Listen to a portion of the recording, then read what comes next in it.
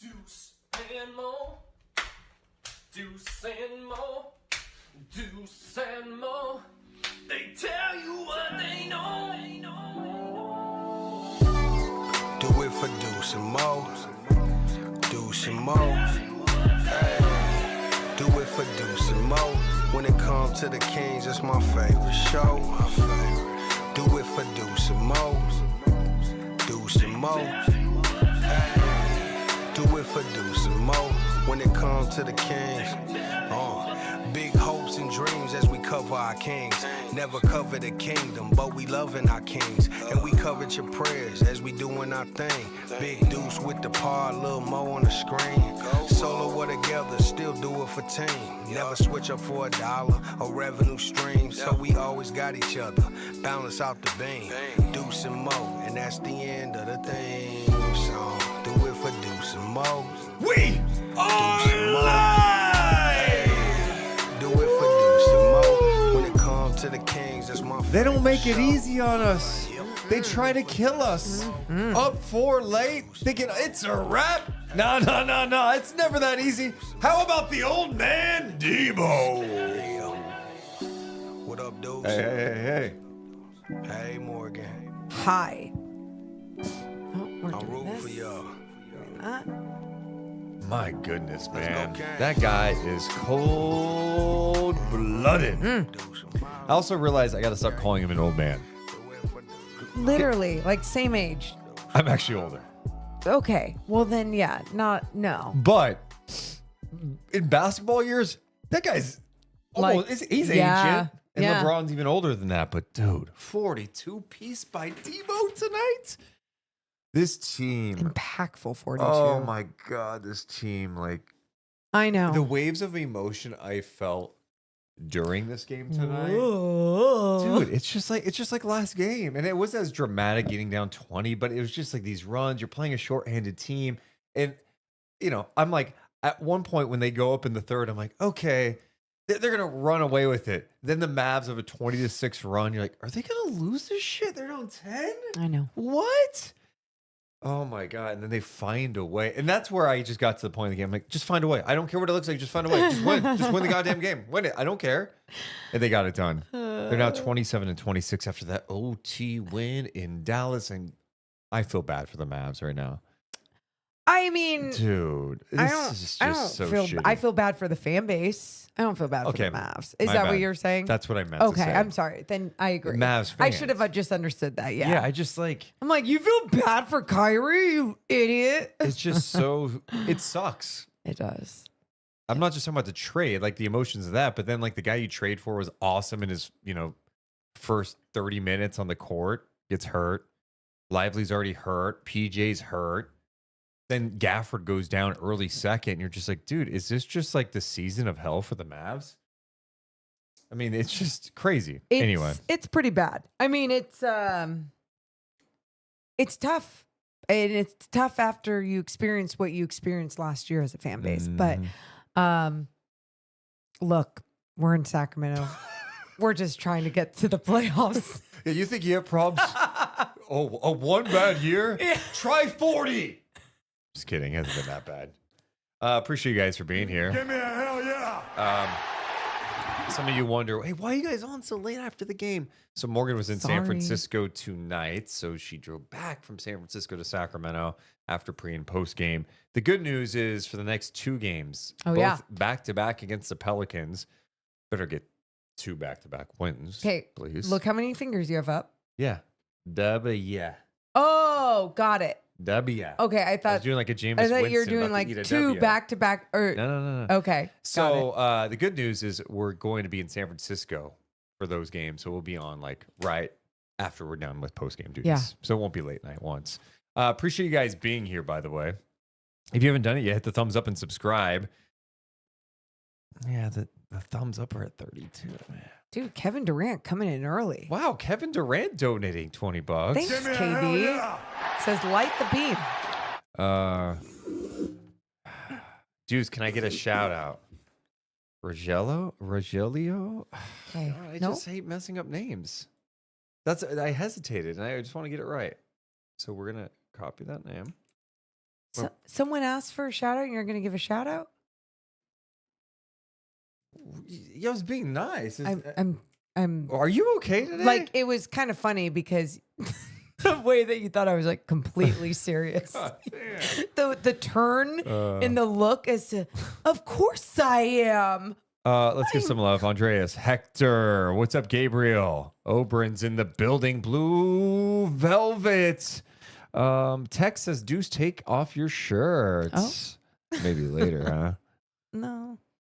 I mean, you never know where things go. Hey, Double A, what's up? Appreciate you being here. Don James, Johnny, thanks so much for all being here, guys. Magic Man in the building. Hey, Mackie Cheese, thank you so much. If you haven't done it yet, hit the thumbs up, subscribe. It's pronounced Rohello. Wait, I'm sorry. You have to understand the font small too. It is small, right? It's pronounced Rohelio. Rogelio. Give me a helio, yeah. Give me a hell yeah. Rohel, yeah. Yep. All right, let's have some fun. Oh wait, how can we have some fun if we don't have any fun? Oh, it's never easy. But DeMar DeRozan said, we are leaving Dallas with a W! 15 points in the fourth quarter, a big shot to force OT. And then, after taking a tough one in the overtime session, Debo said, I want the rock. We're down one after Clay hit that three. Give me the ball. Oh, you're going to double team me? Oh, split it! Just step through. Oh, DeMar DeRozan. Split it. You're going to bring a little double team with me? Give me a little gap? I'm stepping through. I'm launching that son of a bitch. And guess what I'm doing? I'm sending us home with a victory! Oh, and we can't forget about my new favorite guy. The other guy from Lithuania. Oh. We call him Big JV. This guy comes off the bench, sits offensive rebound, and the Kings find a way in overtime to win in Dallas. We go to New Orleans because we're ready for back-to-back weapons. How about those Kings?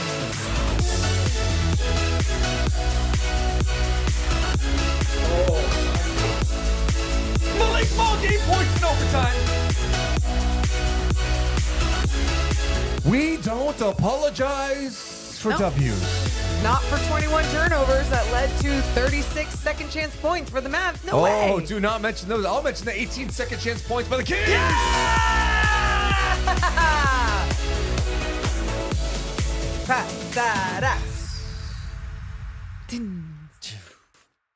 Thanks for being here. My favorite part is when you emphasize whatever the hell you're about to say, but it comes like it's your voice and the fog, and it just makes me laugh. Like what? Like, you hear the fog? Is that what you're saying? He's no, you're like, and he split the defender. Oh, I see. And like the fog comes Yeah. out. Dramatic effect. I just appreciate. Oh my God. Oh, frick. Big JV, man. Whew. That guy's laying people out. Come on. Let me tell you something. Start the pod so we can All talk right, about it. Deuce and Mo, we're coming down. 3, 2, 1. Hit my music. Deuce and Mo. Deuce and Mo. Deuce and Mo. They tell you what they know. Deuce and Mo. Deuce and Mo. Deuce and Mo. The podcast that you know. Oh, welcome into the Deuce and Mo podcast. A game after the Kings escaped with a W at home against the Pelicans. They hit the road 3 games before the All-Star break, a much-needed break. First stop, Dallas, Texas against the Mavs team that's reeling a little bit. A fan base that's feeling weird after the trade of Luka Doncic, who made his debut tonight for the Lakers. Kings weren't feeling bad, though. They're there to take care of business, and they got some good news because the Mavs are going to be really short-handed. We know Derek Lively's out, but Anthony Davis, he's out. When's he coming back? No one knows, at least out a few weeks. We also find out PJ Washington's out. Dwight Powell's not playing. Caleb Martin's not there. and then they lose Daniel Gafford early in the tough. second quarter. Oh, well, put your feet up. Enjoy the game. It's an easy win, right? Nah. This is Sacramento.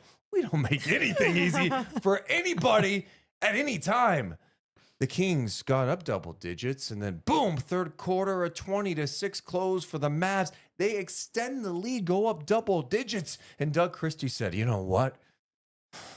We're going big.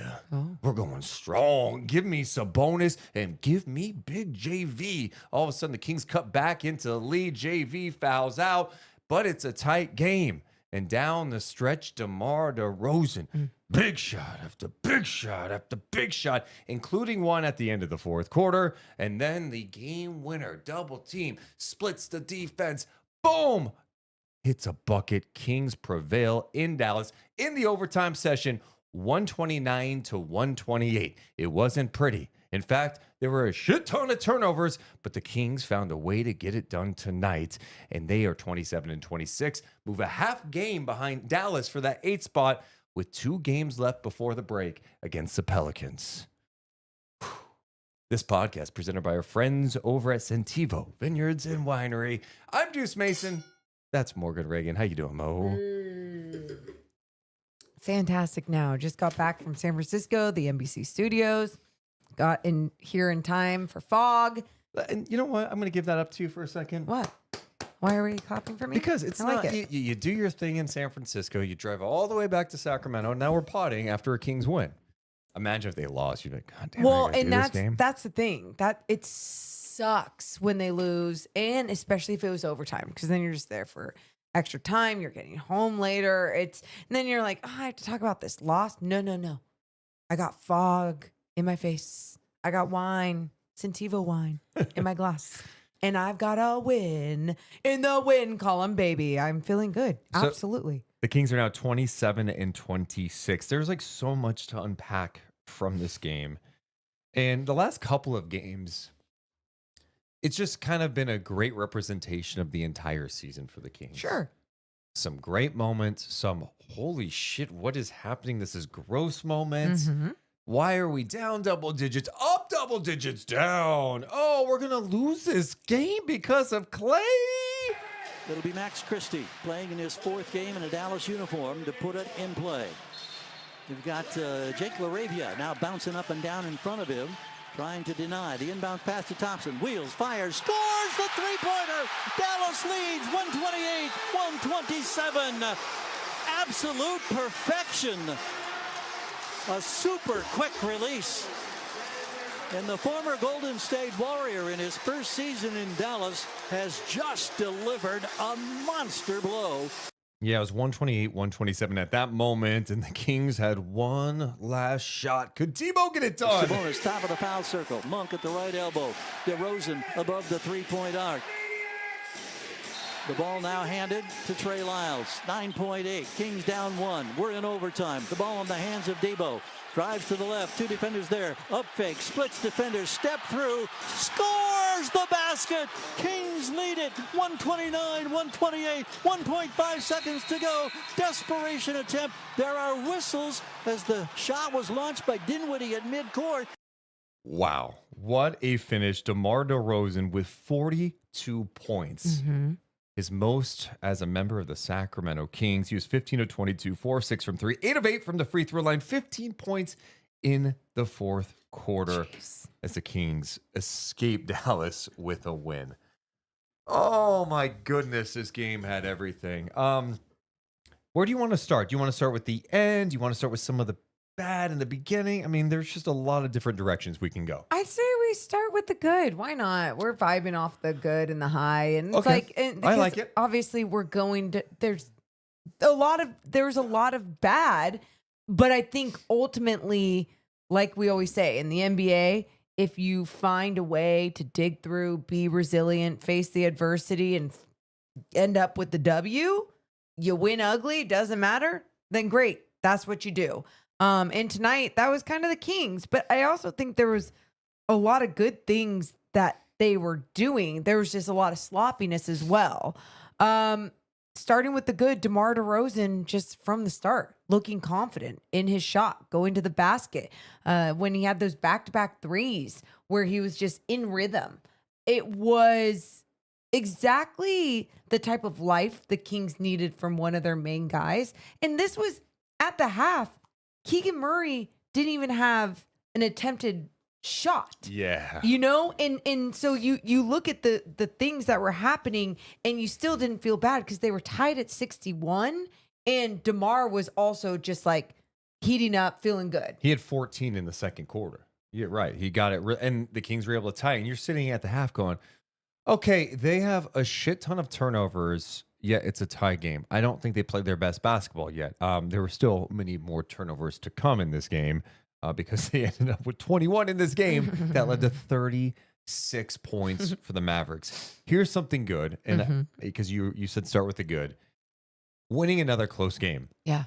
How many times were you doing podcasts earlier this year talking about, hey, you know what the Kings' record is in games when it's decided by 5 points or less? They're 2-11. Well, they were 3-11, right? They were 3-11 in games decided by 5 points or less, right? Or fewer, less, fewer, whatever. Whatever. They are now 10-11 in those games overall. So they've won the last 7 games in a row that are decided by 5 points. Yeah. So that's a huge step where these guys are playing all these close games, not executing down the stretch. They found a way to get it done tonight. And it's a huge step because this team, especially how they are constructed right now, hasn't even had an effing practice together, right? And so I think sometimes we think when you just shove some good basketball players out there, like, yeah, they'll figure it out. Well, a lot of these times you're seeing these guys practice behind the scenes. These guys are practicing right in front of our faces. They're experiencing playing together right in front of our faces for the first time ever. And I think now that they have a couple that they've played together, they had maybe one practice when they landed, a short practice or shoot. It was like a shoot around practice, whatever you want to call it, right? When they landed in Dallas. And I love that they're finding a way, but I also feel like you can see them getting better and better throughout a game. Like tonight, for example, I think they had a better flow as the game continued. And it's not just like adjusting with LaVine. It's not just adjusting with like Valanciunas and LaRavia, like the new guys. It's also guys who have been on the roster just playing different roles or enhanced roles, right? Like Malik has been the primary ball handler now. Yep. And this is something we had talked about, like, with De'Aaron Fox gone, like, hey, we're going to learn a lot more about Malik, right? And the opportunity. And Malik was huge down the stretch. He's missed some shots, whatever. Yeah. But it hasn't looked comfortable all the time. Like, he's getting used to being kind of the lead ball handler. And then for someone like Keon Ellis, when he comes in, he's handling the rock more than ever. So I think that's been a little bit of an adjustment, as well as like learning how to play off guys too. Like, okay, where does LaVine like the where are his spots on the floor? Sure. Where is he going? I thought tonight what really hurt the Kings, especially turnover wise, was they just got totally messed up with Dallas's small lineups. Like when Gafford subbed out, and then when Gafford left the game with the knee injury, Dallas is forced to go even smaller than they had planned, right? Like, yeah.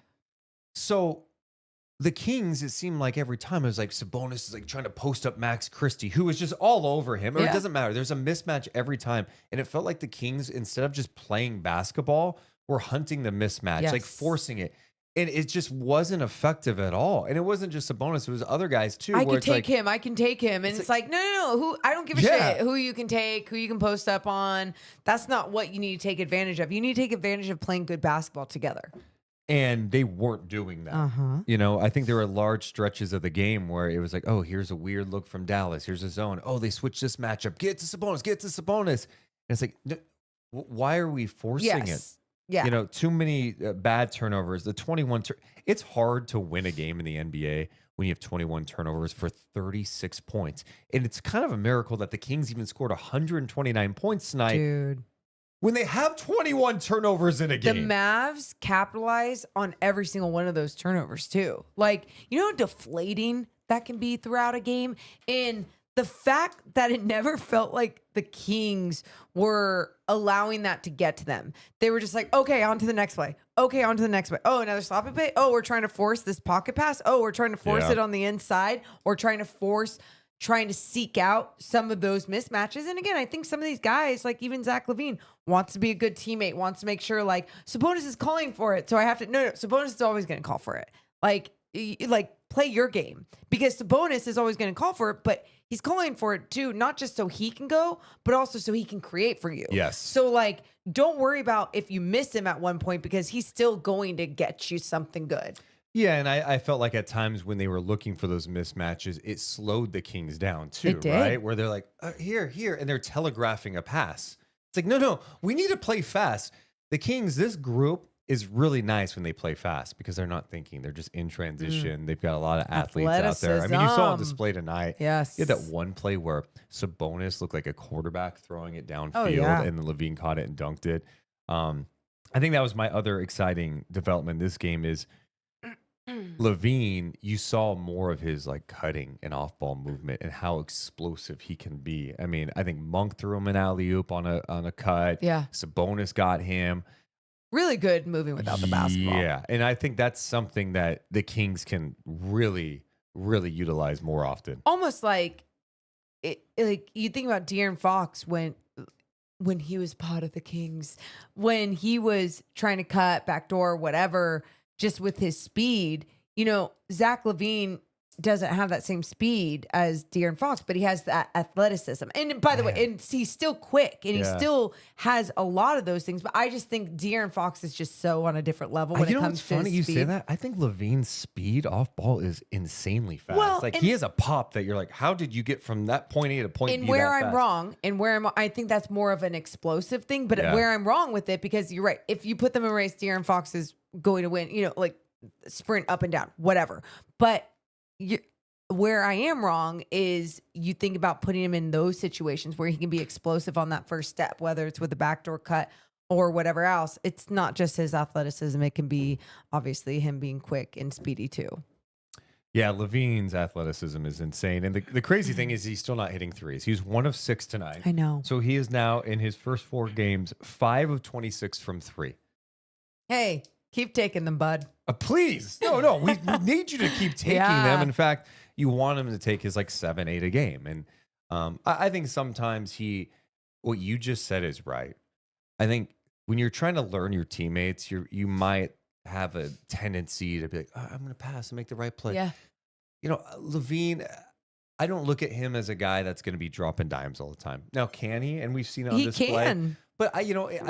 He had 4 assists tonight. I don't necessarily see him in the pick and roll dropping dimes like Malik. Like that's just not part of his game, and that's fine. No. So I want him coming off like DHO's hard for knocking down threes or coming off screens looking to score as opposed to being a playmaker. For sure.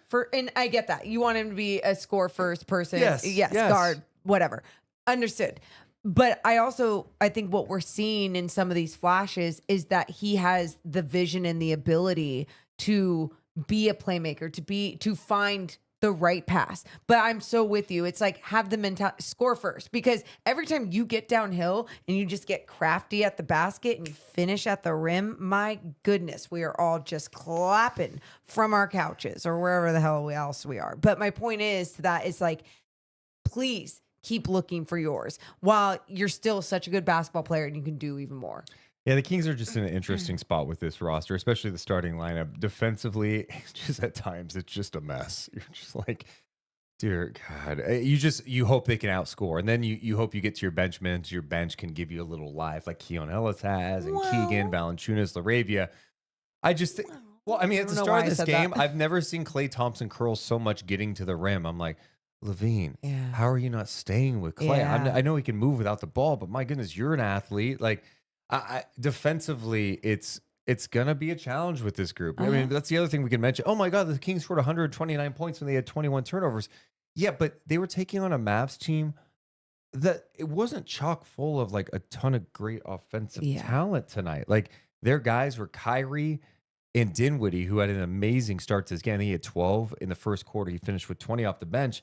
But the other guys were just like playing like hard and with force and using their size to their advantage. And they were just carving the Kings up. And so I guess my point is with this Kings team, it's going to be tough, man. Like I'm at the point watching them. I'm like, I don't even, if they get to the playoffs, I don't know how they win a game with the defense they play. It's not good enough. It's ugly. It's not good. They just, Well, when you have that type of offensive firepower, that's great.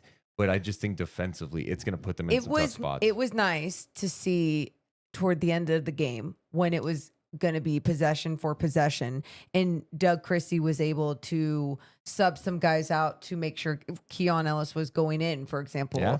and even Jake LaRavia at one point getting subbed in, to try and slow down Kyrie Irving. And you and I were texting, like, Keon's got to be in, right? Keon's got to get in. Like, he made those adjustments down the stretch where it was just going to be possession for possession. Now, when you look at the whole game, kind of like you're obviously saying, yeah, it's not going to be good at times. It's really going to be ugly.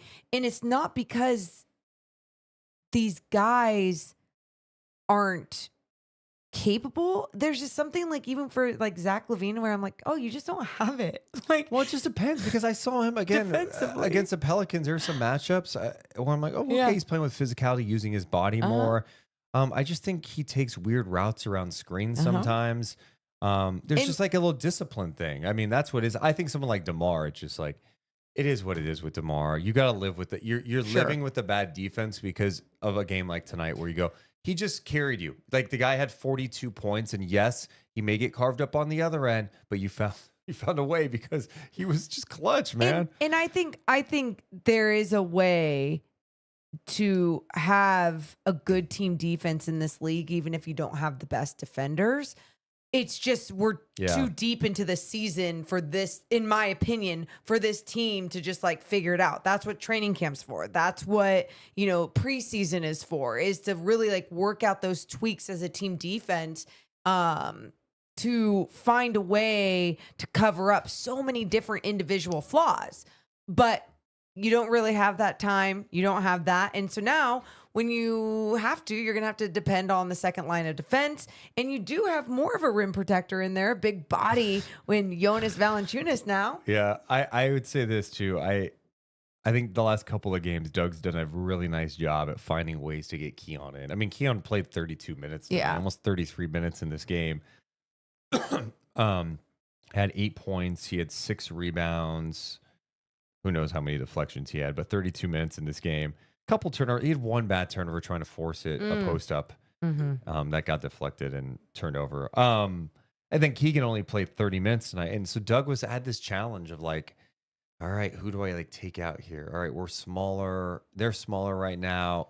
Kyrie's cooking. I probably need some Keon here. Like, it's just a delicate balance for Doug to try to maneuver with the pieces he has. And I think the last couple of games, it's worked out all right. Yeah. And look, you're seeing this head coach on the fly with these new pieces coming on in game after game. You're seeing these players just trying to figure each other out game after game.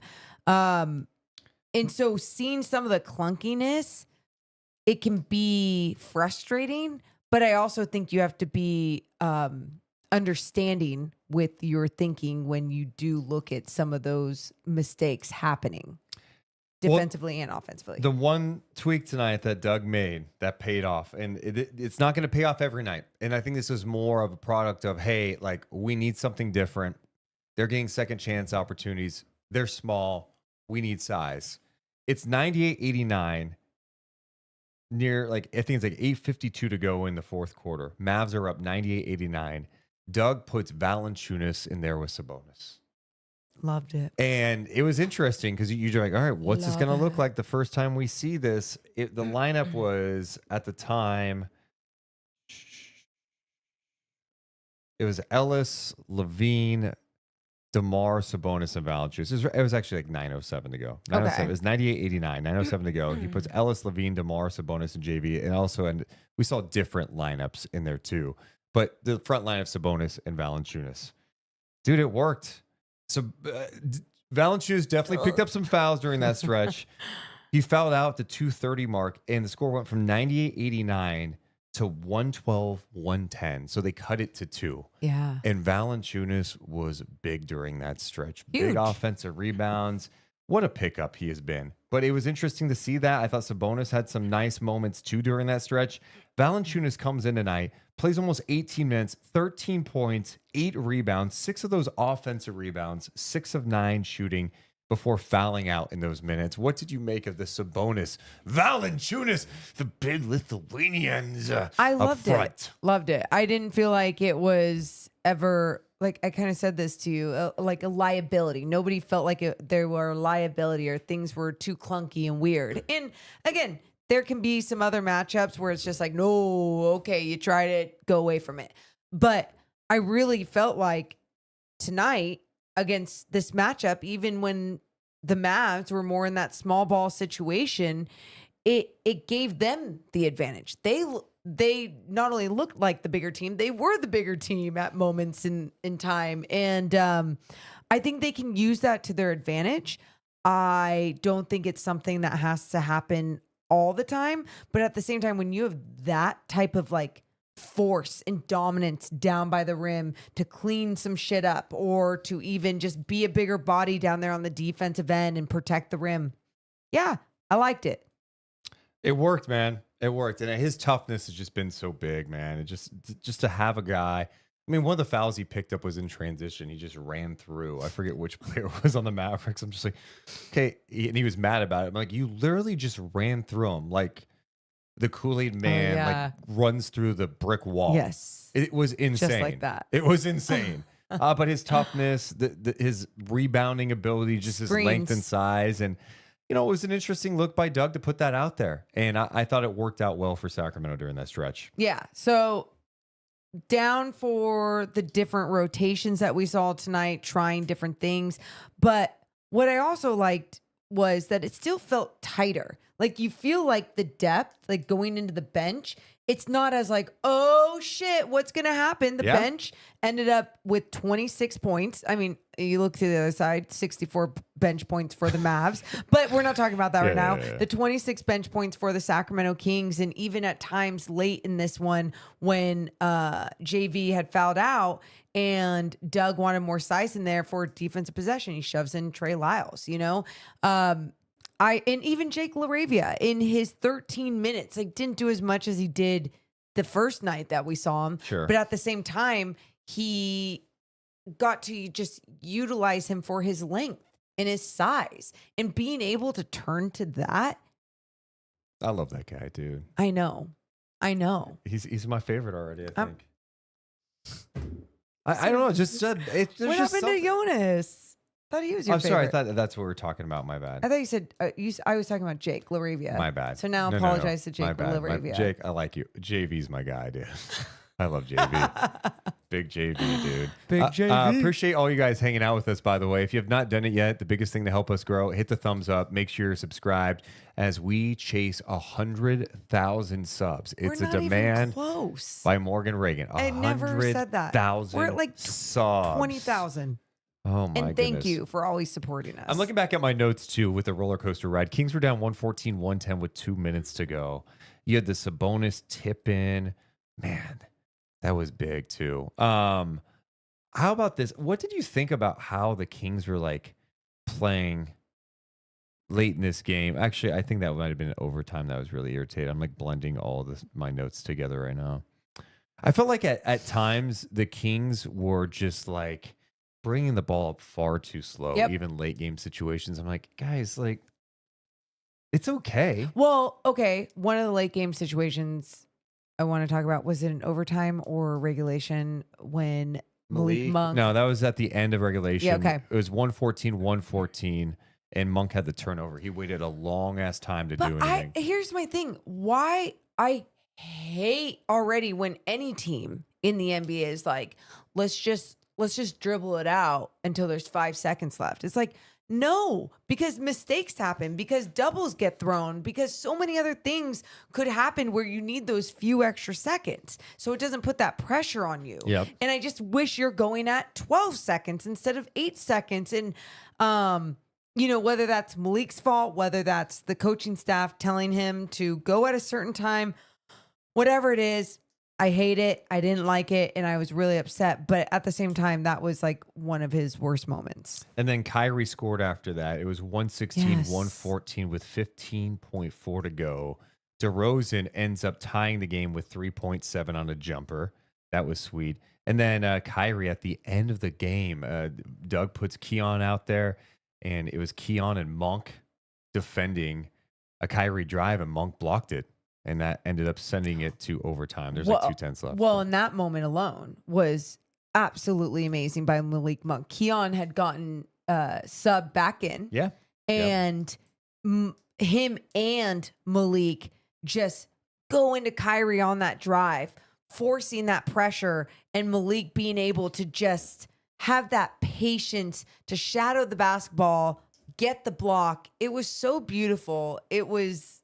I loved that defensive play, and especially after what we had seen from him a couple plays ago on the offensive end. Then we go to overtime. I don't know why, but it was Dinwiddie Sabonis at center court for the tip, and the Kings lost the tip.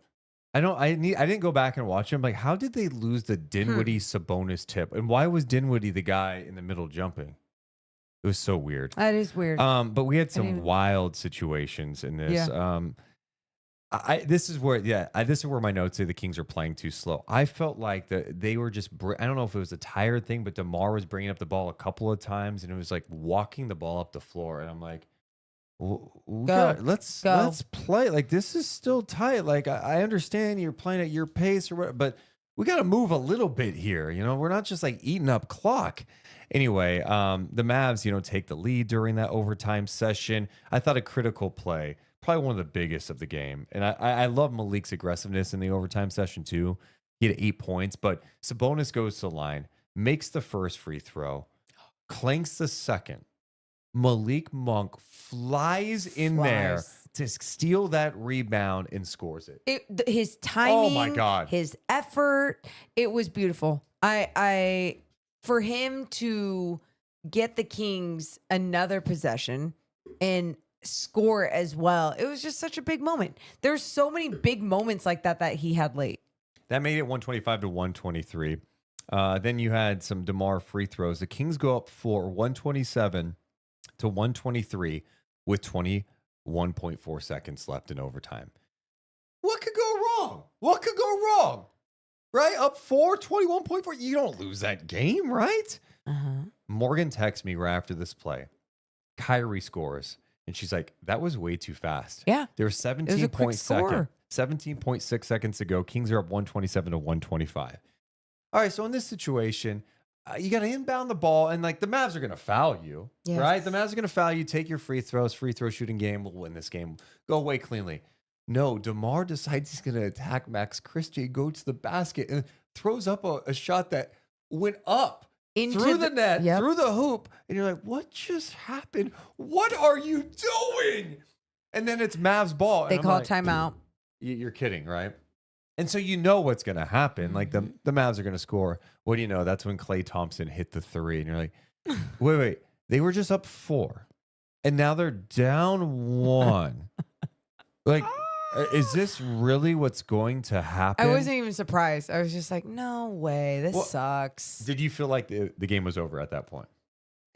I don't think I was expecting what happened next, but at the same time, yeah, like I just was like, oh, it's Klay Thompson. Of course, this is what's going to happen against the Kings. He got such a great look. I'm like, how too good of a look? Come on, man. Yeah. But before that play on the DeMar play, what do you think he was thinking there? Did you think he thought I he know had exactly. a step? I know exactly what he was thinking. He loved any moment he had Max Christie on him. He licked his lips and was like, I'm feasting. He did that all night long. And so then on that play specifically, he's like, oh my God, Maxie Poo, you're going to give me the baseline? You're so cute. He gave him a little pat on his head. He was like, I'm going baseline. Got all excited and then shot that shit up into the middle of the rim and was like, shit. That's a classic old man thing to do, right? Yeah. Was that a good description too? Yeah, it was great. But it's just a classic, like DeMar, the old guy, right? I think he still has that, like that type of burst that he could do that, right? And he was feeling good against Max Christie. It's the dad who like thinks he can still go on the roof and clean gutters Ugh. or hang Christmas lights. You're It's gonna like, fall. dude, you're 60 now. Like, just like do you have like someone in your neighborhood could do it for And you? that was DeMar's slip. Like he didn't fall off the roof, but he Yeah, was like, yeah. "Oh shh." Yeah, it's like, no, you're not. You can't. You don't have that step like you used to, where you go jam it on somebody's head. But like you go tell a dad to not get up on the roof. Like that mentality isn't there. DeMar's mentality is not there. And I don't have a dad. I don't talk to him. Yeah, it's true. So okay, so then go tell DeMar to not do that. I What? love that All Stars in the chat says just dunk at DeMar. That would have been one of the most insane dunks. Some 35-year-old just yakking it in that moment. You need to stop with the age thing. Some 35-year-old. I mean, we see LeBron at 40 just like act like he's 12. I see how DeMar moves sometimes, and Like it's just 18, but- you're like if like I hurt watching him at times. Oh my god. Okay. But then he gets to he's so good at getting to his spots. And hell, let's talk about the play after the Clay one, right? He makes up for it. Gets the ball. They double him in the corner and like, dude, this is so tough, man. He has Max Christie on him first, and then the double comes over, and then he goes to the corner. I'm like, what the F are you doing? And he's like, I know what I'm doing. He obviously did. And the double, like, if you see how the double in that corner was too, there was that gap. Yep. There was a gap available. And if you're going to double, you got to come over like hard Strong. and close off any space so he can't make. So you have to force him into like, because I thought he was going to have to put some bullshit 3 up. I'm sorry, but that's still a tough. Even his step through finesse floater not is denying such a difficult shot from that angle. Sure. But for DeMar DeRozan, if you give him that opening, and they gave him an opening, the door was open. Cross your legs. He saw Coaches it. teach you. And then boom, what does he do? Step through. And you're right, the touch on that. But that's the thing with him. And that's what has amazed me watching him over the years, but even more so now seeing him play every night for the Kings. You're just like, there are times he does shit where you're just like, he does not get rattled. Yeah. He doesn't care who's on him. Yep. He doesn't care how much time's on the clock. He's just playing basketball out there. And sometimes it could be really frustrating when he takes shots. You're like, what are you doing? But in his mind, he's like, I have put the work in. I can do this, and I'm going to do this. He's kind of like Zebra PT in the chat saying, I'm 66, still hanging lights and cleaning gutters. God damn. All right. God damn. Look, yes, now I'm getting all these things. Someone said my father-in-law is 82 and he's building a fence. No, that's fine. Stay low to the ground. Low to the ground. Yeah. I don't care, Zebra. Like, I don't care how old you are. Like, you need to be careful on a roof. And the whole point could to be that, a step slow. I'm a step slow. The whole point to that is that these old guys are prideful. Yep. They don't have the ability to be like, I don't have it. I don't have that same burst like I used to. I gotta play it a little smarter. You know what I mean? That's the whole point. It's not that you can't hang up some lights or get on the roof. Or it's like, yeah, is it the right idea? At that moment? Azalea in the chat says, I'm 37, so I guess I'm old as fuck. Okay. Guys. All right. I thought it was a good example here. The reality is DeMar DeRozan in that play should have just waited to get fouled, right? All right, and go to the free throw line and make free throws. That's all we're the saying. easy thing. That's all. Not try to take Max Christie baseline and try to have a reverse or whatever he tried to do. Keep when hanging you're up your 2. lights. Keep trying to dunk the ball. Keep taking it baseline. Keep doing what you got to do. But we're going to criticize when you fall off that roof or if you miss a shot like DeMar did tonight. Also, I play basketball at the YMCA downtown. And let me tell you, some of the guys out there, there's one guy in his 80s still getting up and down the floor. There's some guys in the 60s. And every time I leave there, I go, I want to be that guy. I want to be that guy that's 82 out there playing basketball. Yeah. It'd be great if I could be 82 and be nimble enough to be on the roof and stuff. I don't know if I'll get there. Yeah. So, okay. What? Oh my God. DeMar isn't. Kevin Durant wants you to know DeMar isn't 90. Yeah. Here's how I'm going to put it tonight. Okay. What? So my mom is 57. Oh yeah. She probably moves like she's 87. Sure. Okay. So not all age, not you know what I'm saying here. I was generalizing a little bit. In like, because and my parents are mid-60s, and my mom's the strongest she's ever been, ever. My brother's a personal trainer and has just like made her super strong. My dad, he could work on, certain things, but he's still strong. Let's see. Joe says, thanks. Saying stop with the age thing and getting old. If LeBron's 40 and killing it, I'm sure DeMar's got a little juice left being a first ballot Hall of Famer, one of the best scorers ever. All right, guys. I didn't know I was offending people tonight. All right. You guys need to stop being sensy out there. Maybe on that specific play, you shouldn't have used age as the example. You even talked about in the beginning of the podcast, you said, I'm going to stop. Morgan Reagan. Does DeMar DeRozan have the same burst he used to? No. Thank you. Does he have that same burst he had when he was in Toronto? No. And he shouldn't. He's playing. And to use LeBron as your example, he's a freak of nature. We haven't seen anyone in NBA history do the things he's doing. Yeah. And by the way, I don't know if some people are coming in late. DeMar DeRozan, amazing. Amazing. We literally are talking about how great he is. 42 points. He's doing what he's doing at his age, getting to his spots and not having the same burst as he used to athletically, and still can do this shit. It's amazing. You're being called an ageist. Kevin Durant wants you to know that you offended all of them. Just so you know, here's my tweet from tonight. Debo just needs to find a way. 42 points from the old man. And I said, ignore the fact I'm older than him. Yeah. I love it. All right, I have to stop looking at the chat now. Stop being sensy. I just feel They're like joking. I'm being misconstrued. You're not. I thought you were stopping. Stop looking. Stop looking. Sensy. There you go. On to the next. Thank you.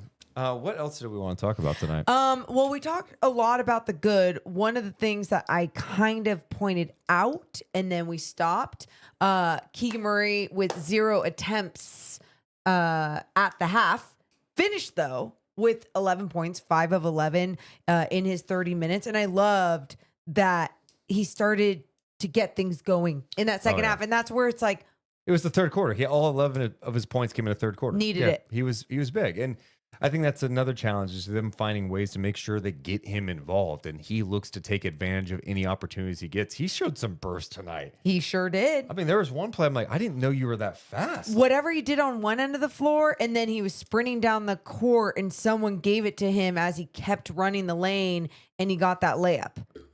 I forget exactly who was blocked, who passed it, but all I remember is Keegan Murray just coming out of nowhere, running lane fast. Yep. A beautiful scoop to the basket. Yeah. So it was good to see him have a moment in that third quarter. He had 11. Sabonis, 16 points, 15 rebounds, 8 assists on 7 of 10 shooting. I thought he had a good night, but I thought the Kings just made mistakes trying to get him the ball. I thought they were just all out of whack. And even that's on him too. It's don't just try to fight Max Christie. Max Christie was just all over him, or whatever the matchup was. Go up and set a screen. Let's run our shit and figure it out, and we'll get you the ball in different ways, instead of just forcing it. And I thought Doug Christie made an interesting point post game too. It's hey, when we faced this situation in Boston, we handled it differently. We had Sabonis in the dunker spot, and Boston switches everything. Dallas switched a lot tonight too. But Sabonis was kind of in that dunker spot, and if there was a missed shot, Sabonis was there to clean that up. Yeah. And instead of just trying, and that's the mismatch is on the glass. Let him control the glass, get those rebounds, kick outs, or putbacks, instead of just forcing him in post ups and being so deliberate with everything you do.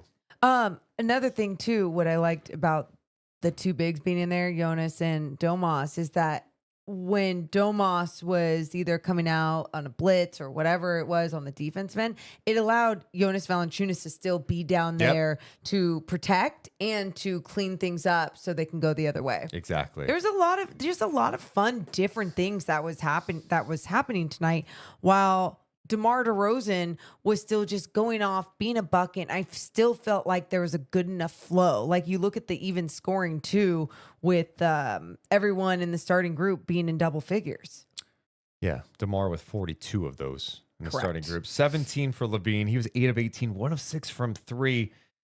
I'm not really concerned about the 3-point shot. Again, I just say this every time. Track record. The guy's done it at a high level for a long time in this league. Came to Sacramento as a 44% 3-point shooter, and now he is dipping because he's 5 of 26 in his first 4 games with the Kings from 3. He'll figure it out. Yeah, but I also think he can find ways to Keep getting to the basket, keep be moving without the ball. aggressive. Yep, and keep looking for yours.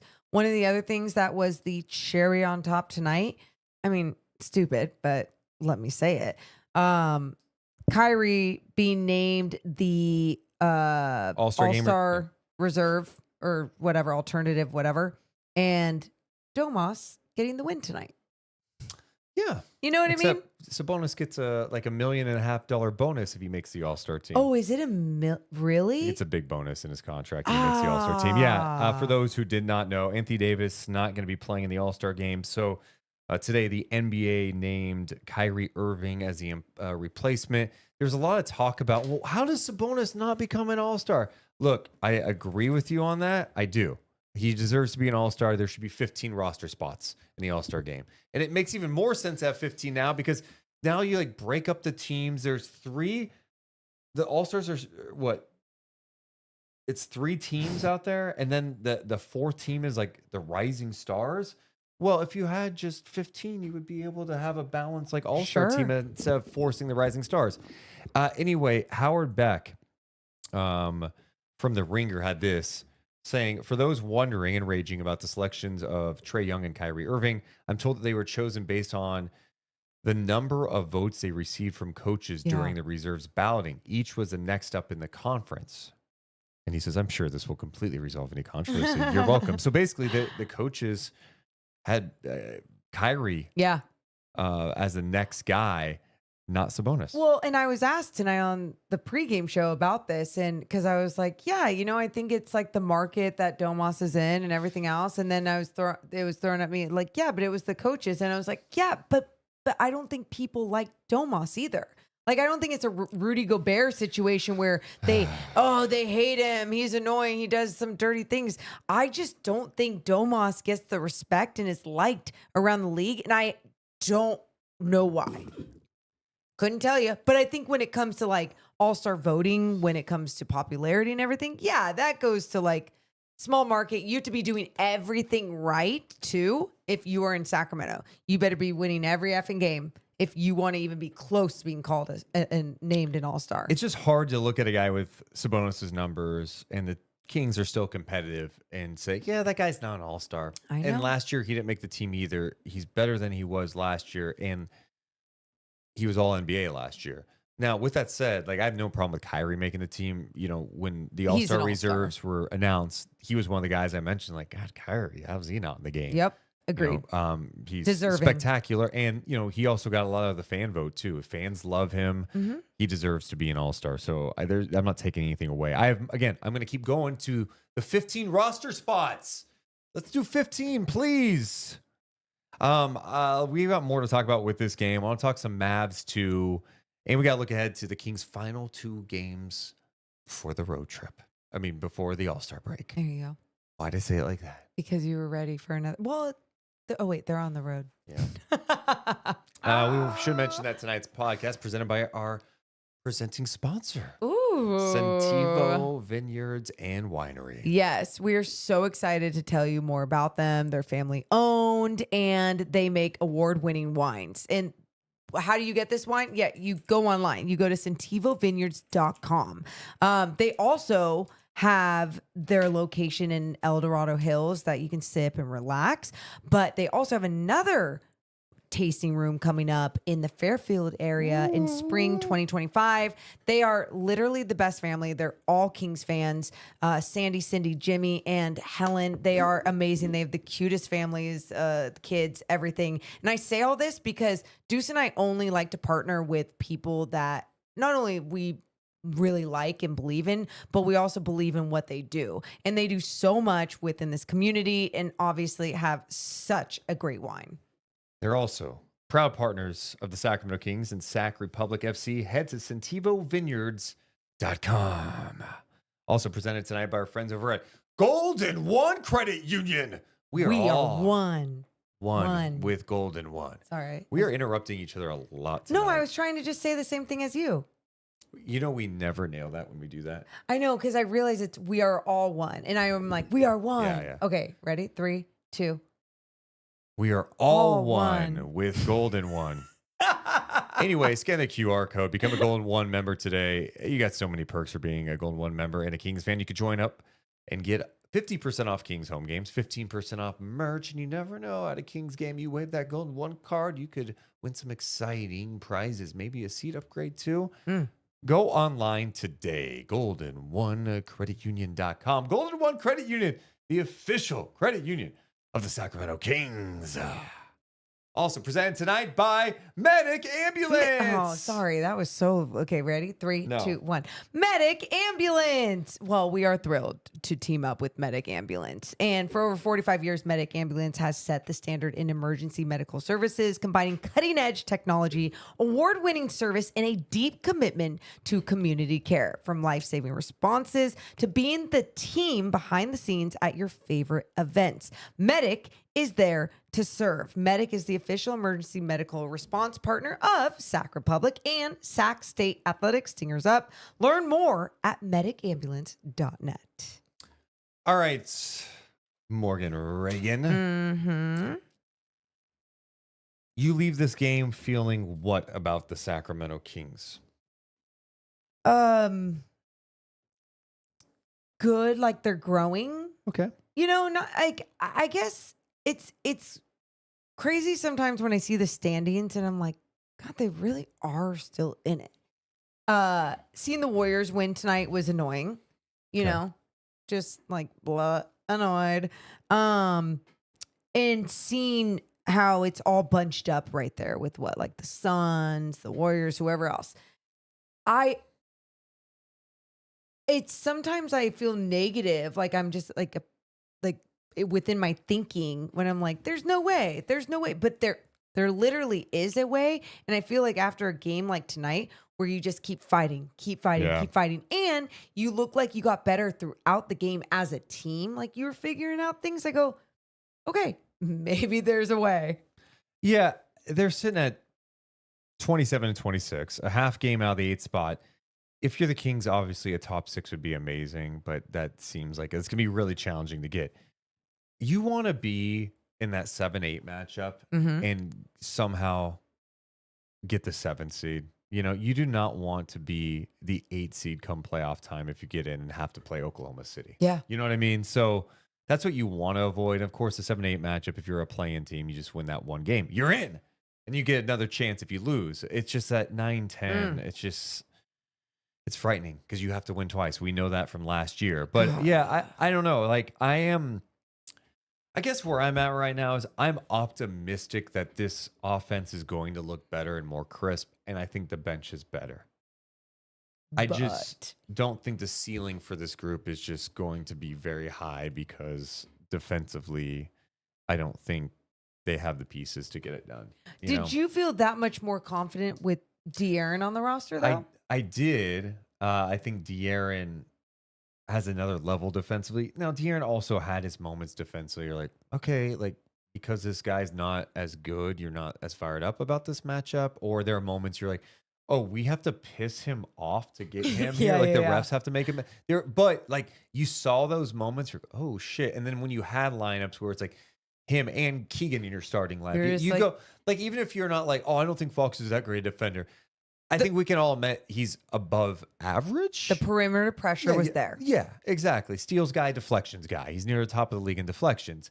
Well, now it's just like that's gone, right? And you have Monk in your starting lineup. You've got LaVine and DeRozan, and you don't really have rim protection because Sabonis is just not long enough to do that. So it just puts so much pressure on Keegan Murray. And then, you know, you also want Keegan to be involved in the offense, but he's like tasked with making up for everything out there. Sure. He's got to defend the best guy. So it's just daunting, I think. And it's good that Keon is a big part of that. And I think the bench guys can provide a little bit of it, but it's finding that balance, I guess. I don't know. I just think they've won the last couple of games and they haven't been very good. And you have to note, like, they took on a Pelicans team that's not good, 12 wins, but they've got 3 guys that are very good with Zion, CJ, and Trey. Tonight, you took on a banged up Dallas team, beyond banged up, maybe a little mentally beaten up too, based on the last week and a half. Yeah. You found a way. I'm glad they're finding a way. I think they can play better. I just am not super optimistic with how far they can really take this. I think that's fair, but 2, I felt that way after they fired a coach midway through the season. Yeah.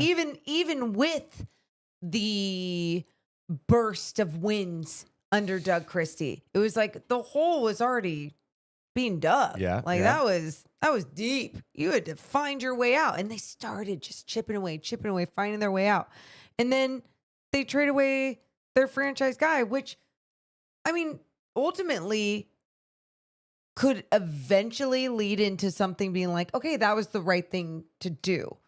Just because obviously the writing was on the wall. Who knows if things could have got messy, all the different things. But when you're trying to figure it out right now is when it can get difficult. And I feel like they're figuring it out quicker than I thought that they would. Let's just see what it looks like when they play some of these better teams. I think one thing that's concerned me the last couple of games, and I think this more has to do with the offense and the defense, probably, now I'm thinking about it out loud, is just in transition. They've had some problems, but I think that's because of the turnovers. And maybe defensively, too, we have to see where it goes, because on the other hand, it's like, well, your defense is going to look bad if you're turning the ball over. Yeah. Like, if you are throwing it away and you've got to get back, there's cross matches everywhere, you're going to look bad defensively. And I think that's an area where the Kings have done a good job of, is one, pretty good defensive rebounding team. They crushed it rebounding tonight, 50-33. They had 18 second chance points, but good defensive rebounding team. And in addition to that, on the other end, like, they weren't turning the ball over a lot, and they get back in transition. That's been like a staple of them. Like, even with their defensive flaws, good transition defense, they don't turn the ball over a lot. Well, what do you know? Since the trade has been made, a lot more turnovers, and the transition defense hasn't looked as good. So, yeah, I guess to your point, all right, like, let's wait and see what this looks like once they get practice time. What's it all kind of look like? And while we wait and see what it looks like for them, as we try to really kind of figure out who they are during this growing process, let's see what other teams around them are doing. You know, I know the Warriors won again tonight. Jimmy Butler being that spark of energy, another scoring force that they need, getting to the free throw line. But at the same time, that's what it's going to be like in the Western Conference. Oh, it is. And dude, I just Dallas, man. What? You make the NBA Finals last year. Oh, I know. They're 28-26. Gafford goes down tonight. No idea how long he's going to be out. I don't know what it was. No. Some sort of knee thing. The other note from this game, Jason Kidd did not talk to the media after the game. Dallas reporters are like, I don't remember the last time that's ever happened with an NBA coach. That's just he was the thing that to do. upset. Who knows? I have no idea what's going on, but it leaves a lot of room to speculate, right? But Jason Kidd did not talk to the media today. So they make the trade for Luka, and, you know, Mavs fans have felt that, okay? You feel it in the building. They got protests tonight. You had fans getting kicked out because they had Fire Nico signs. There was a guy on the karaoke. They put him on the big screen, and he lipped Fire Nico, and they threw him out of the game. It's just a tough time. You heard boos tonight. I feel for Mavs fans, especially on a night where Luka Doncic makes his debut for the Lakers. Yeah. Dirk Nowitzki went to the game in LA. He even mentioned on Twitter, like, I'm a Mavs fan for life, but I got to go support Luka. I'm like, oh, my God. And just sit in a suite. So it's that angle. And then you had, like, you talk about the wave of emotions, right? Anthony Davis's debut where he was spectacular. The Mavs were awesome in that game. Yes. And then Anthony Davis gets hurt. And there's talk that he's going to be out at least a few weeks. If he gets surgery, he could miss the rest of the year. It's not good. The guy you traded for, because your front office believed that he could elevate you guys to championship contention, even though you made it last year, is hurt. and he's got a track record of being hurt. That hurts. A Literally. lot, literally. Yeah. And then it just seems like there's injury after injury. And I just feel for Mavs fans right now. I feel really bad for them. Derek Lively, a very good player, he's out. You lose Gafford tonight. PJ's been in and out of the lineup. Luka was in and out of the lineup this year. They've just had so many injuries. And then you add on top of this, they competed tonight. Their guys play hard. They've got length and size, and they have fight. I love seeing the fight from them tonight. But it's hard to imagine them really pulling this together if Anthony Davis or their talented front line is not there. The only thing that can make it better is if they were winning, if they're winning these games like tonight, because like winning literally can heal all. I mean, just think about when AD came in that debut and was not only dominating, but they ended up winning the game. And it can really help ease the pain of so many fans. I mean, the same thing happened when Mike Brown was fired. They started winning. Kings started winning games, and everyone was just like, "Okay, we don't care anymore." The other team that I kind of compare to, or fan base or whatever, I think about Minnesota, and I think about everything that they did last year, and then how they had to start this year. And then when you see those ups and downs, and again, another down for them as they fall to Cleveland, these two in Minnesota and Dallas. They were in the conference finals last year, and they're right now in know. 7th and 8th, and the Mavs look like they're going to slide even more with all these injuries. And Minnesota lost tonight. What's crazy, they lost to Cleveland. At one point, I checked the game in the first quarter. It was 22-4, and Minnesota was 0 for 16 shooting. 0 for 16 shooting. No. But anyway, they They lost picked it tonight. up. But yeah, it's crazy how fast things can change in the league. And like I just don't think any Mavs fan would have ever predicted that Luka would get traded now. And that's tough to deal with, but it's even tougher when you just have it just feels like everything's getting piled up. It's like, really, really, basketball gods? Now we lose AD? So I don't know, man. It's tough times because you're always searching for a generational talent, and you have one. You don't want to just let him go, even if he has some shortcomings. And I think we all can understand. There's been enough talk about Luka over the years. Okay, this, Yeah, but it's still young, still had some growth. Yeah, can you help him I know. reach the points and get over some of the things that he was struggling with? Anyway. I like Max Christie's pickup for them too. Oh, I do too. Max Christie's a good player. I agree. At least they got Max Christie, And Klay Thompson thinks that that's Doug Christie's son. That's what he said, I guess, before the game tonight. Klay Thompson, or after the game tonight, he goes, I thought Max Christie was related to Doug. I just found out that wasn't the case. That's hilarious. Of course, Klay. I mean, it makes sense. I get why. Shout out to the massive crowd, by the way. Well, yeah, they're both NBA players. Doug's in his 50s. Max in his early 20s. Doug, he plays in the NBA. Max, Christie. duh. They're similar builds. Yeah. I mean, you could see it. Yeah, and a lot of people on social media were joking about it for a while too. Yeah. So yeah, I get it, Klay. Man, Daniel in the chat says, I feel for Mavs fans because I too thought that Luka would be on my team for a decade. You guys are fucking hilarious. Oh my God. Oh, That's funny. Who would be your simply the best player of the game tonight? Oh, I wonder. Got to give it to our guy, Big JV. Think about this game. This game totally turned. Kings were down 9. Stop. Valanciunas goes into the game with Sabonis. They cut it just like that. I don't think they win this game tonight without Jonas Valanciunas, or simply the best player of. Or what about Malik? I kid. Debo. Dude, DeMar DeRozan, 42 points. He had 15 in the fourth quarter. Those threes. 15 of 22 shooting, 4 of 6 from 3, 8 of 8 at the line. He had 7 rebounds and 3 assists. The guy was massive, getting to his spots, the confidence, the mid-range game is so elite.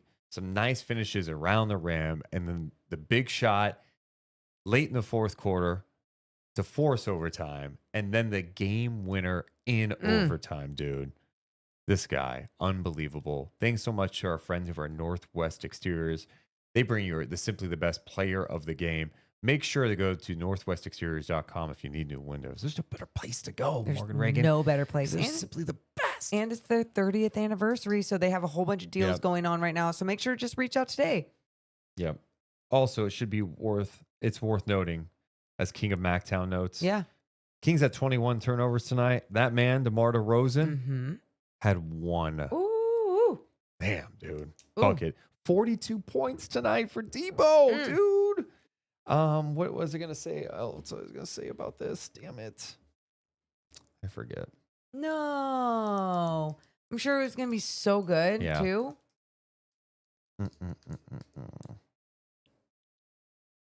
Simply the best. Trust Northwest. I forget. Sorry. It's all good. It's all good.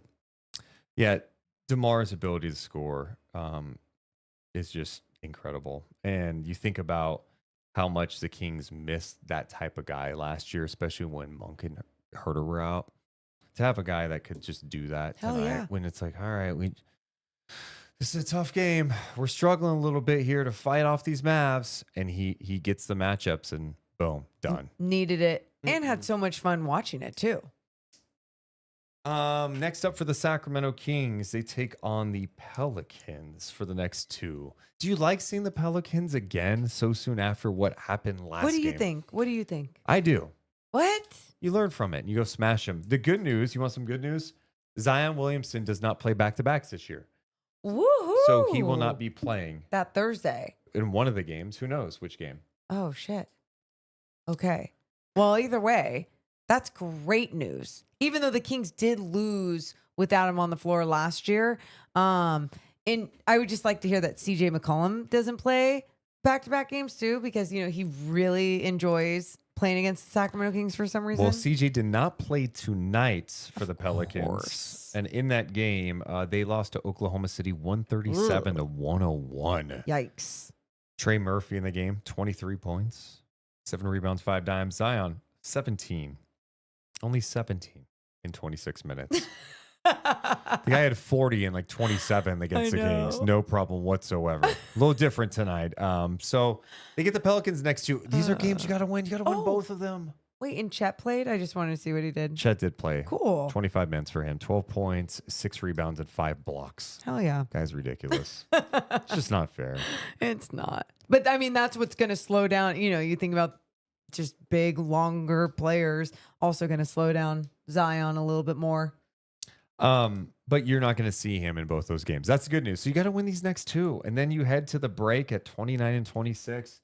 You get a couple of days of practice when you get back from the All-Star break, and then you get ready for a matchup with the Golden State Warriors. Wait, was that just you assuming too that they're going to win the next 2 for sure? No, I said you got to win both of those, and then you go to the break 29 and 26. I know. I'm not assuming anything. Well, I you think heard- I assume anything with this team? Are you serious? Don't. Okay, 1, rude. That was just aggressive. 2, the 29 and 26 was just like, it was so confident. I was like, I was saying if they take care of business, they'd be 29 and 26. I got it. You know? Yeah, but you gentle. You think I'm going to sit here and start I feel guaranteeing attacked. things about this team? I feel attacked by those words. They're insane. So then after the break, they have the Golden State Warriors. Yeah. And that is with a new look Golden State Warriors. With Jimmy. And I think it makes him better. It makes him different. Jimmy's going to be on his best behavior. He's going to be motivated. It's going to be tough. Gets to the free throw line, makes Steph better. What? We'll get there when we get there, right? Oh, we start sorry. at the All-Star break. A couple other Kings-related notes. Devin Carter is with the Stockton Kings. The Kings assigned him to the G League. I think that's a great move. This guy needs reps. He needs minutes. He needs game action. We saw him in the first couple of games with Stockton. Like, oh my God, this guy is ready. In the NBA, he just feels like, I don't know if it's overthinking. Maybe it's flow. his role is different. Yeah, The flow is off. it is. And he hasn't felt like he's been in any type of good rhythm.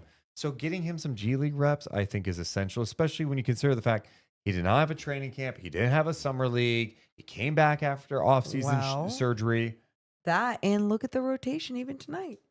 Yeah. Like, where was he going to get any minutes, you know? Well, I think he could get minutes if he played well, if he knocked down threes, I plays see. defense For and sure. rebounds, but he just hasn't done that. And I think he needs to build some confidence. Like, all right, I need to attack more. I need to launch. I don't need to overthink things. Just go out there and overthink. play. Yeah, I agree. No, and I like it. It's not a demotion. It's truly one of those things where it's like, gain your confidence back, get your flow, figure it out. Also, Alex Len, it sounded like he was going to go to the Pacers. No, not so fast. He Where? backed out of that deal.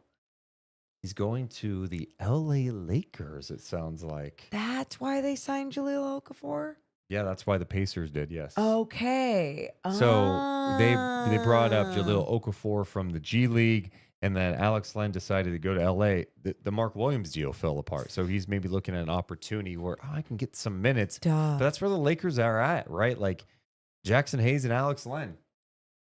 Not ideal. We know how that is. I like Alex Len. I do Great too. guy. Yeah. But I mean, he struggled to find minutes here Yep. in a situation where they're like, we need you. Yep. So I think the Lakers are in a tough spot with that God. center spot. That one rescinded trade screwed with a lot of Wow. different things. Sounds very messy right now with the Hornets too. A couple of shout outs for our super chats. KD, we mentioned him. Thank you. Also, Malik is the point guard. We always needed. Lock him in as our playmaker for years to come. It will continue to make more sense with time. Yeah, I think it's been a little clunky at times, Thanks, Jay. but I don't think it's necessarily just because of him. But it's a different role too. I think as the Kings get more time together with this group, he'll look better. And he's missing shots right now too. He had 17 points in this game. 8 came in overtime. He was 7 of 17 overall, 0 of 4 from downtown. He had 8 assists and 4 turnovers. Turnover thing has got to get cleaned up for the Kings. There's no doubt about it. Yeah. Can't have games like But this. I think you had talked about this, like the point guard spot. It's like, okay, do you need somebody? Is there somebody out there? I was asked about it, and I said, I think Debo coming from Chicago, he played that role at times in Chicago. Malik, he can play that role, but I still just think you need some sort of floor manager out there. And again, positionless basketball in the NBA. I completely understand. I get it. But I just think this roster still needs to try out different things. And you need to have that backup point guard that you can rely on. And we can keep going. How are these people going to get minutes? Where are the minutes?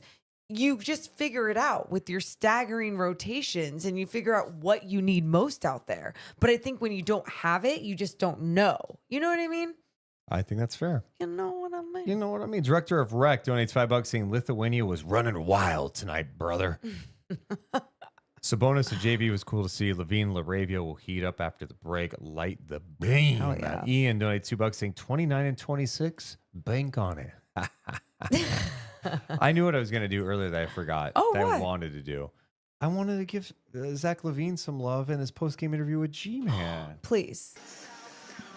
Hello there, Mr. Zach LaVine. There we go. G-Man here.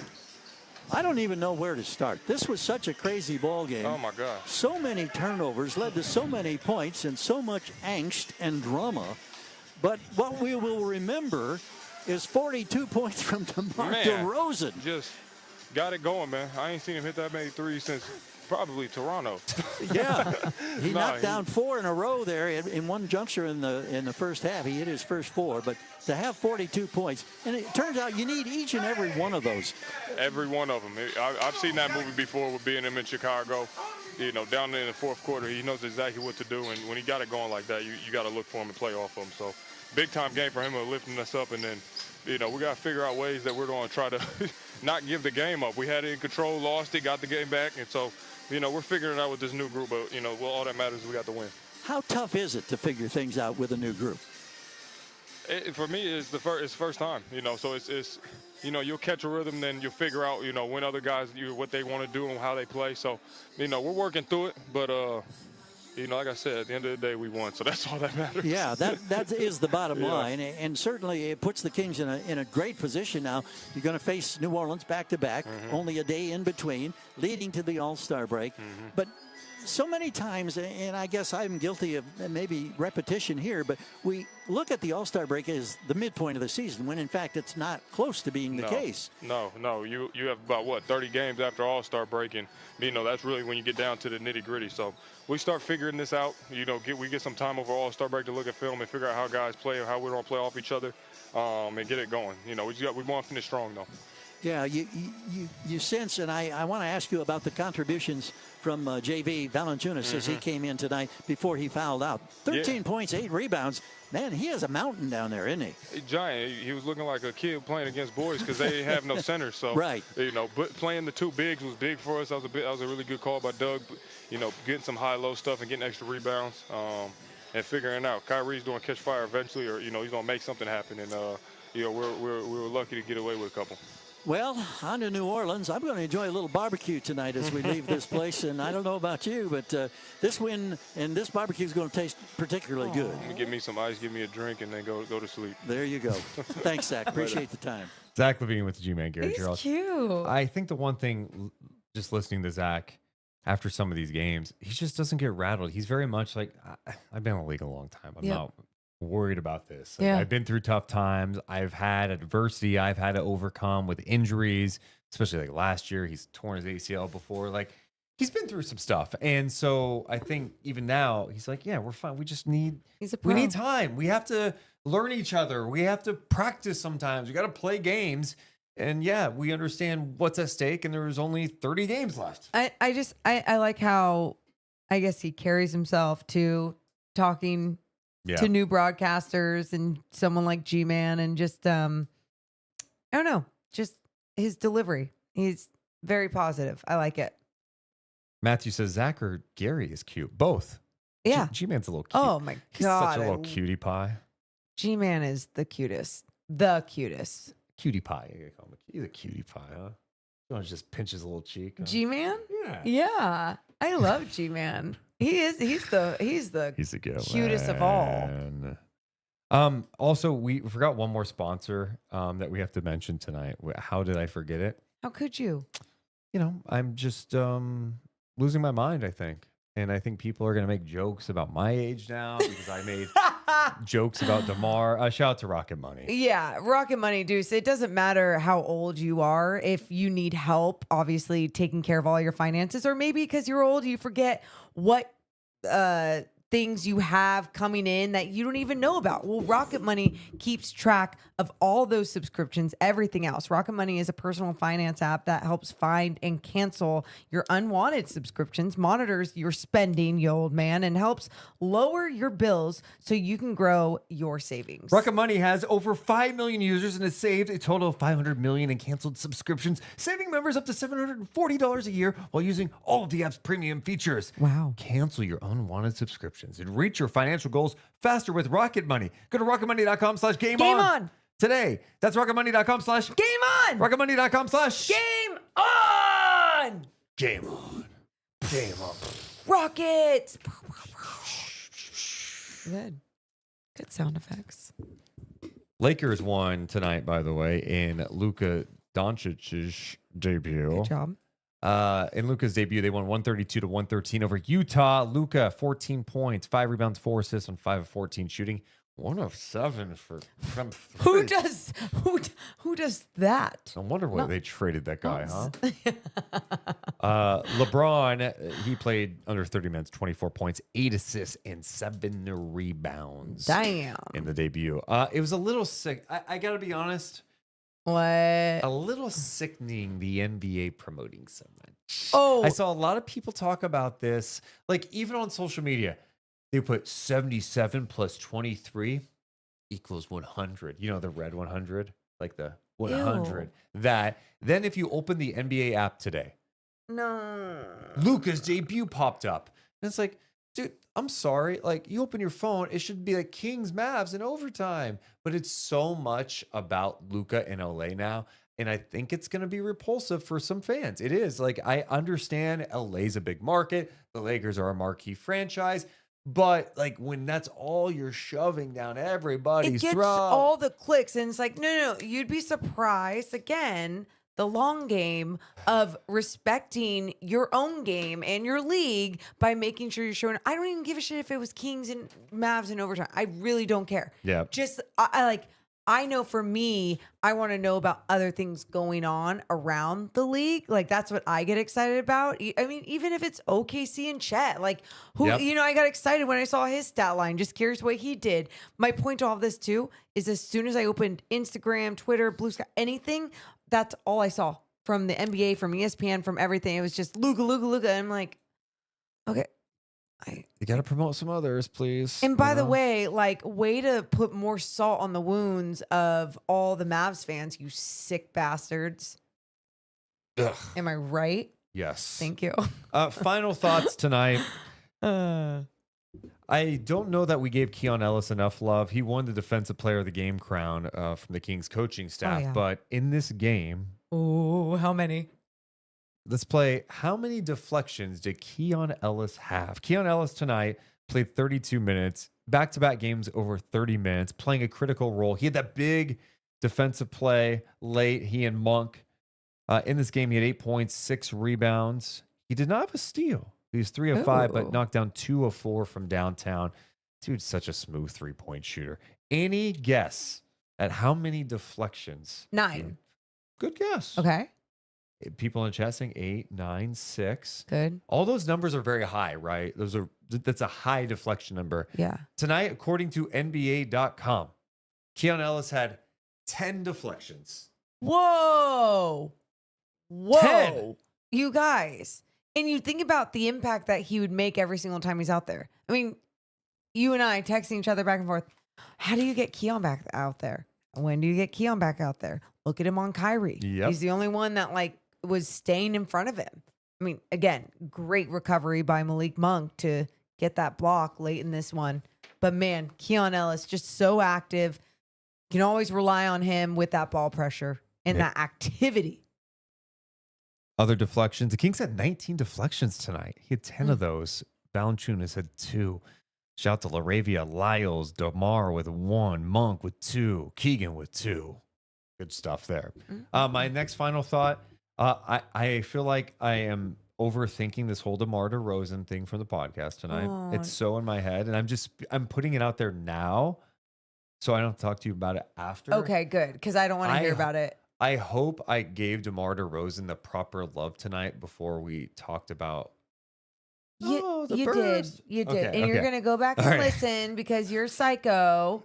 I just don't. I can't believe you never. What's wrong? Oh, you never take this like this. I just don't know. Some nights I don't know if I gave the Then- proper love. Then I'm listen sorry to to me Okay, and 42 listen points. to me good. It's also my final thought, if you don't mind. What? Proceed. I hope I gave the guy enough love. 42 points in this game. A season high. The most he's obviously ever scored as a member of the Sacramento Kings. 15 in the fourth quarter. He had 14 in the second quarter. Got to his spots. He was nasty. And he's still doing it at this age of 35. A young 35. 35, just entering his prime. Just spry in so many ways. It's like if I didn't know any better, I thought he was 27. I thought he just got his license, actually. Yeah. Really young. Really young. DeMar DeRozan, a hell of a game. Good on you. 38 minutes. This guy still got it. Certified bucket. Still got it.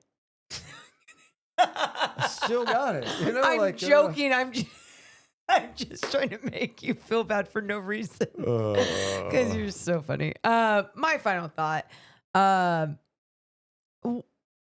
It's fun. It's so much fun to win. It's way more fun to win. And even if it's ugly and there's mistakes, if you find a way to win any night in the NBA, no matter who you're playing, like, yeah, you're giving the people what they want. So glad the Kings got the dub.